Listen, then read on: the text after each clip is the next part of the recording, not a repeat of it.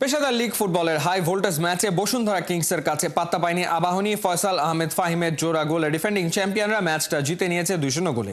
এই হারে লিগের শিরোপা জয়ের রেসে আরও পিছিয়ে পড়ল আকাশী নীলরা। অর্ণবাপী report. Bashundhara Kings Abahani match মানেই যেন নানা ঘটনার সমাহার। উত্তেজনার পারদ থাকে ওপরে, ফুটবলাররা হারায় টেম্পারমেন্ট। লিগের এই ম্যাচে কিংসের 2 জন, আবাহনীর 1 জন ফুটবলার দেখেছে লাল কার্ড। শেষ বাঁশি বাজার সাথে সাথে ম্যাচের উত্তাপ ছড়িয়ে পড়ে ডাগআউটে। হাতাহাতিতে জড়িয়ে পড়ে 2 দলের অফিসিয়ালরা।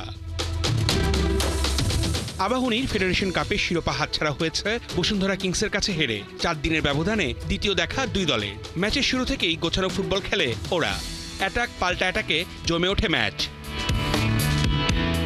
16 মিনিটে কাজের কাজটা করেন ফয়সাল আহমেদ ফাহিম। ওর স্কোরেই এগিয়ে যায় কিংস। গোল করে এমন সেলিব্রেশনের মধ্য দিয়ে সাবেক ক্লাবকে দিলেন কি কোনো বার্তা?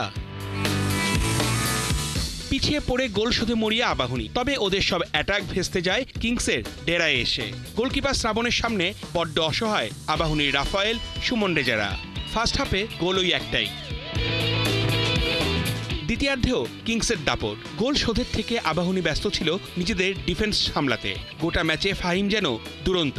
ওকে সামলাতে হিমশিম খেতে হয়েছে আকাশী নীলদের। আবাহনীর সমতায় ফেরা তো হয়নি, উল্টো হজম করেছে আরও 1 গোল। এবারও স্কোরার ফয়সাল আহমেদ ফাহিম। ওর জোড়া গোলেই জয় নিশ্চিত করে বসুন্ধরা কিংস।